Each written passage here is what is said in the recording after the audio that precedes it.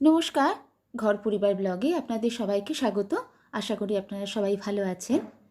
আমি মহুয়া আজকে আরও একটি নতুন রেসিপি নিয়ে আপনাদের কাছে হাজির হয়ে গেছি। আমাদের বাড়িতে যে কোনো পুজোয় আমরা ঠাকুরকে যে ভোগ নিবেদন করি তার সঙ্গে যে পদটি আমরা অবশ্যই বানাই বা ভোগের খিচুড়ির সঙ্গে যে পদটি না হলে সেটা অসম্পূর্ণ লাগে, সেটা হলো লাবড়া। আজকে বানাবো সরস্বতী পুজো স্পেশাল লাবড়া। লাবড়া আমরা সবাই বানিয়েই থাকি বা এটা কিভাবে বানাতে হয় আমরা অনেকেই জানি। তবুও আমি কিভাবে বানাই সেটাই আজকে আপনাদের সঙ্গে শেয়ার করছি, বা যারা এখনও এরকম রেসিপি কোনো দিন বানাননি তাদের জন্যই আজকে রেসিপিটা আমি নিয়ে এসেছি। রেসিপিটা পুরো দেখার অনুরোধ রইল, আর রেসিপিটা ভালো লাগলে একটা লাইক, শেয়ার ও সাবস্ক্রাইব করার অনুরোধ রইল। তাহলে শুরু করা যাক আজকের রেসিপি।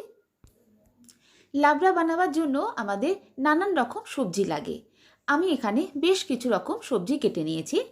সেগুলো হলো আলু, কুমড়ো, কিছু শিম, গাজর, আর আমি এখানে বিটও দিচ্ছি, তবে বিটটা আমি খুব সামান্যই দিয়েছি।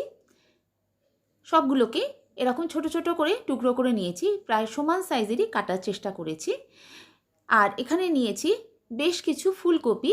যেহেতু এটা আমি শীতকালে বানাচ্ছি তাই শীতকালীন কিছু সবজিও এর মধ্যে অবশ্যই দেব।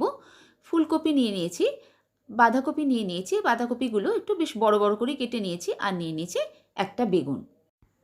এই সবজিগুলো দিয়ে আজকে আমি বানাচ্ছি সরস্বতী পুজো স্পেশাল ভোগের লাবড়া। তাহলে দেখে নেওয়া যাক আজকে রেসিপিটা আমি কিভাবে বানাচ্ছি। এবার রান্নাটা বসাচ্ছি। কড়াতে দিয়ে দিচ্ছি সর্ষের তেল।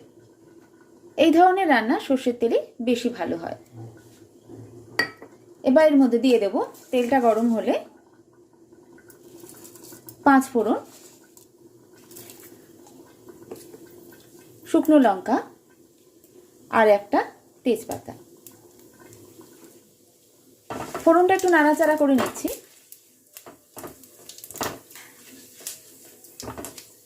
ফোড়নটা ভাজা হয়ে গেলে এবার এর মধ্যে দিয়ে দিচ্ছি আদা বাটা।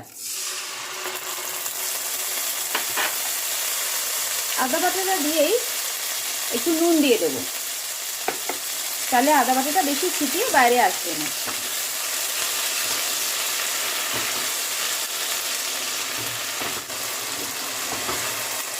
আদাটা ভেজে নেব।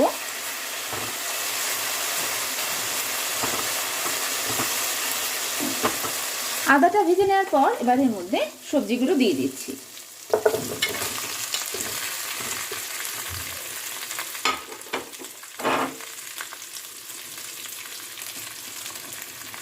সব সবজিগুলোই আমি একসঙ্গে দিয়ে দিচ্ছি।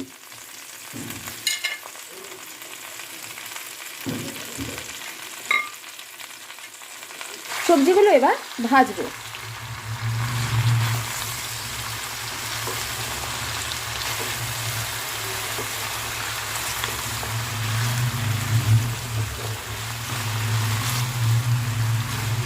হাই ফ্লেমে রেখে সবজিগুলোকে বেশ ভালো করে ভেজে নেব।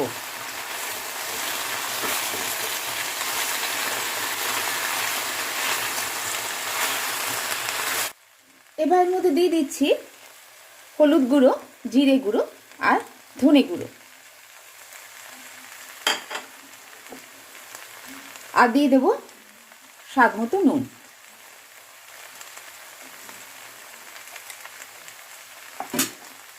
আবারও খানিকক্ষণ ভেজে নিতে হবে।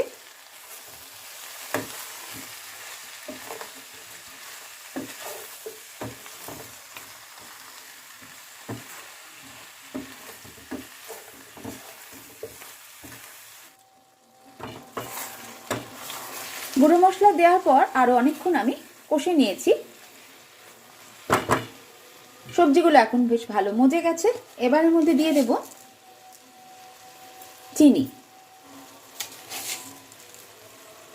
লাবড়া রান্নায় একটু মিষ্টি ভালো লাগে। আর দিয়ে দিচ্ছি কটা চেরা কাঁচা লঙ্কা। আর এই সময় আমি দিয়ে দেব অল্প একটু জল।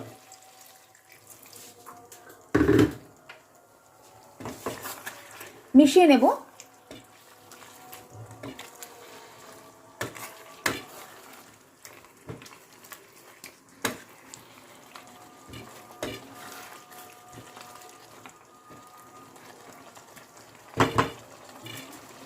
এবার গ্যাসের ফ্লেমটা একদম কমিয়ে দিয়ে ঢাকা দিয়ে 3 থেকে 4 মিনিট রান্না করে নেব।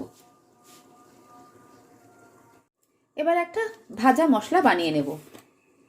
দিয়ে দিচ্ছি 1 চামচ সাদা জিরে, একটা তেজপাতা, আর দিয়ে দিচ্ছি গোটা গরম মশলা, কয়েকটা ছোট এলাচ, দারচিনি আর লবঙ্গ।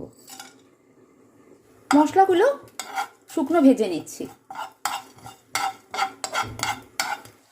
মশলাগুলো ভাজা হয়ে গেছে, এবার এগুলোকে নামিয়ে ঠান্ডা করে গুঁড়ো করে নেব।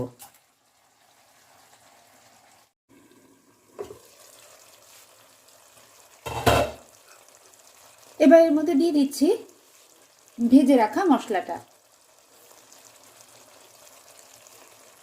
আর দিয়ে দেব ঘি।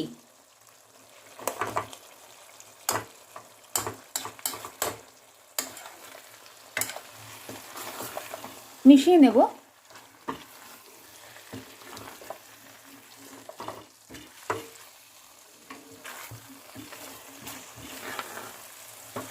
লাবড়া আমাদের এখন একদম রেডি। ঘি আর ভাজা মশলাটা মিশিয়ে দেওয়ার পরেই গ্যাসের ফ্লেমটা এবার আমি অফ করে দেব। তারপর স্ট্যান্ডিং টাইমে 2-1 মিনিট রেখে গরম গরম সার্ভ করে দেব। বানিয়ে নিলাম পুজো স্পেশাল লাবড়া। নানান রকম সবজি দিয়ে একদম নিরামিষভাবে তৈরি এই রেসিপি। যে কোনো ভোগের দিনে বা যে কোনো পুজোর দিনে আমরা এটা বানিয়ে থাকি। পুজোর ভোগের সঙ্গে এরকম একটা লাবড়া না হলে কিন্তু ভোগের থালিটাই অসম্পূর্ণ মনে হয়। আর ভোগের সঙ্গে লাবড়া খেতে আমরা সবাই ভীষণই পছন্দ করি। তাই অবশ্যই এইবার পুজোয় আমার মতো করে একবার লাবড়া বানিয়ে দেখবেন। আর লাবড়াতে যে স্পেশাল মশলাটা আমি দিয়েছি সেটা দিলে কিন্তু লাবড়ার টেস্টটা একদমই অতুলনীয় হয়ে যায়। এই রকম একটা টেস্টি লাবড়া যদি খিচুড়ির সঙ্গে বা ভোগের সঙ্গে পাওয়া যায়, তাহলে আমার মনে হয় না কোনো বাঙালি এটা পছন্দ না করে থাকবে। তাই একবার অবশ্যই এরকমভাবে বানিয়ে দেখবেন। আশা করছি আপনাদের ভালো লাগবে। আর এই রকম ধরনের লাবড়া শুধু যে পুজো হিসাবে নয়, যে কোনো দিনেই আপনি বানিয়ে নিতে পারেন, খেতে অতুলনীয় স্বাদ হয়। আর রেসিপিটা ভালো লাগলে একটা লাইক, শেয়ার আর সাবস্ক্রাইব করার অনুরোধ রইল।